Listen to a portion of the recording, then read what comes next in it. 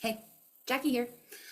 Um, Intellectual property, paralegal operations, and administrative manager for 25 years in intellectual property patent prosecution, i.e., the complicated part. I've worked in IP globally for 25 years, focused primarily on patents, but I also have experience and expertise in trademarks. I'm familiar with copyrights, but for reasons that we'll get into perhaps later, I don't do as much of that. It's a different world. And I want to talk to you about the people you're getting consultant information from. I want to talk to you about being a new business, looking for intellectual property protection, and understanding what it is going to entail as you go into it.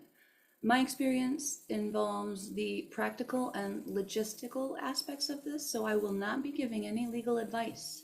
That's not what I do. I'm not an attorney and I do not give legal advice.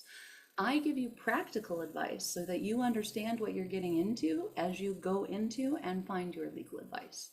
I can tell you and estimate for you general timeframes, and I can generally give you information about what it will cost you with or without an attorney. I can help you understand the process is not simply attaining the mark, it is also protecting and enforcing the mark. And that's where the money is. And that's where it's going to cost you. So getting the trademark is only step one, all right? Because that's just the beginning of it. It just says that I'm authorized to do something and you're not. That's what's going on there. So you have to actually enforce that yourself. That's not like, you don't get to call the cops and ask them to go do this. You've got to take it to court yourself, and you've got to say this is wrong and this is why. And if you don't want to take it to court, then you've got to take it to negotiations. You've got to ask somebody to stop. You've got to send cease and desists. There are things that must happen. And if you don't know what those things are, you're going to need somebody who does. Dig? All right. So intellectual property, we don't dabble in intellectual property. In intellectual property, we stay for decades. Not everybody does it, and there's a reason. It's expensive. It is ongoing. It requires organization. It requires understanding of what you're getting into, and it requires a level of focus and knowledge about what it is that not everybody knows. Even the attorneys.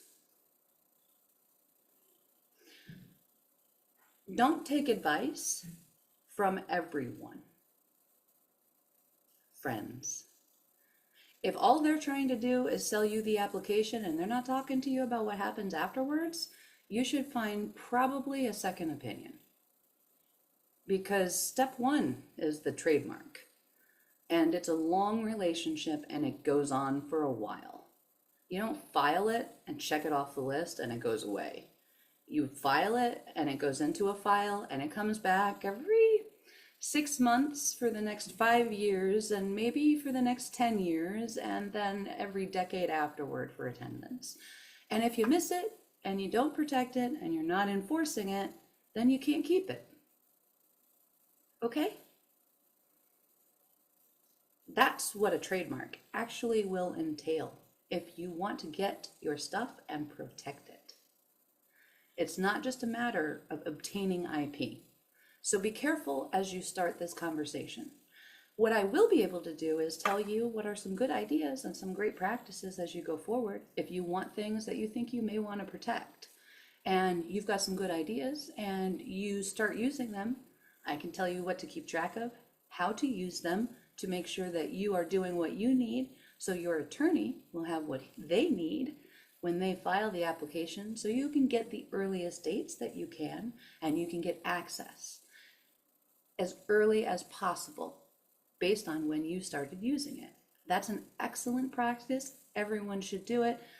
It would save you hours of attorney fees just in reminders to go look for this information because people spend so long trying to find it.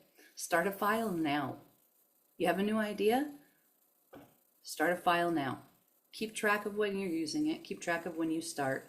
keep track of use and use in commerce. And we're going to talk about all of that. So if you want to stay in touch, if you want to know more about what this is, if you're looking for checklists, if you're looking for information, if you're looking for sketching this out a little bit before you get into it more, then let's stay in touch and see how I can help. All right. I'm a translator. I speak IP.